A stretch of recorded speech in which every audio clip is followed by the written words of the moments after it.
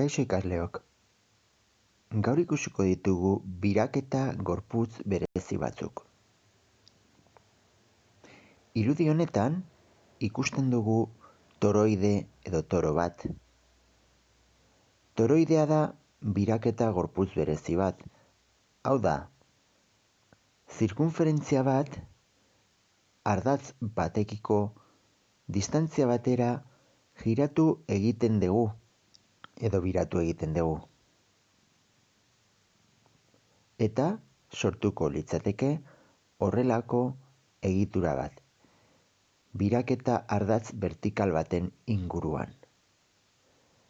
Hau da, roskilla forma duen gorputz bat.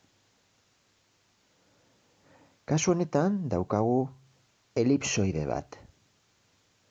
Elipsoide bat sortzen da elipse bat biratzen badugu ardatz baten inguruan.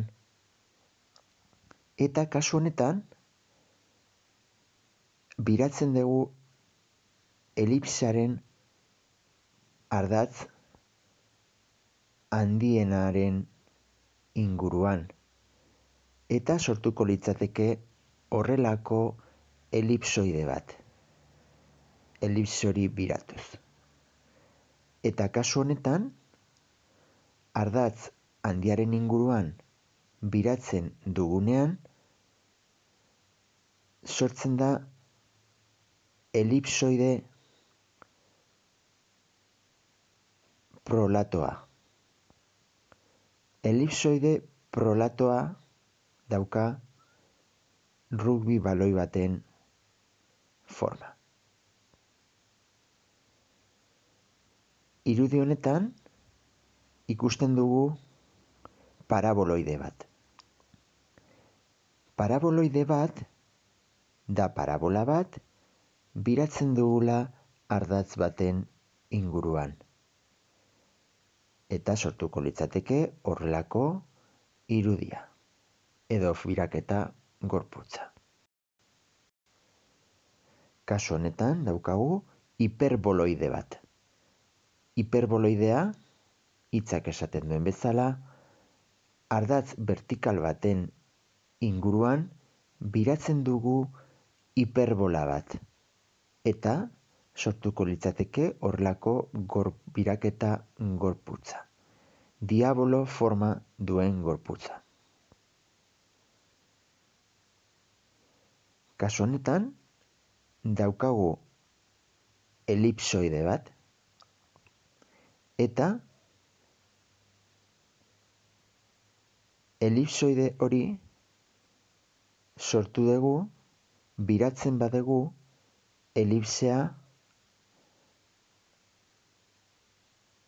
ardatz txikienaren inguruan. Horregatik da elipsoide oblatoa. Eta kasu honetan ere deitzen zaio gorputz, biraketa gorputz honi, deitzen zaio esferoidea. Da esfera bat, baina pixkat dago aplanatuta goitik eta behetik.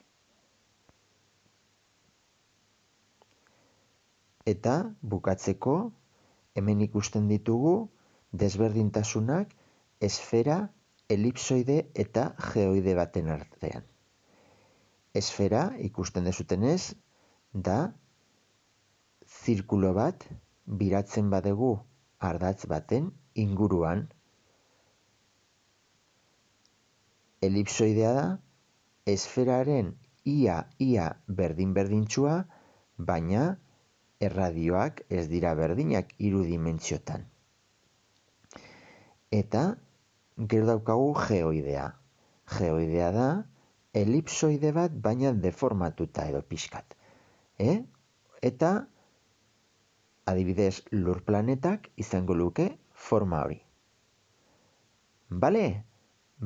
Hau da biraketa gorputz berezi batzuei buruz jakin behar dezutena.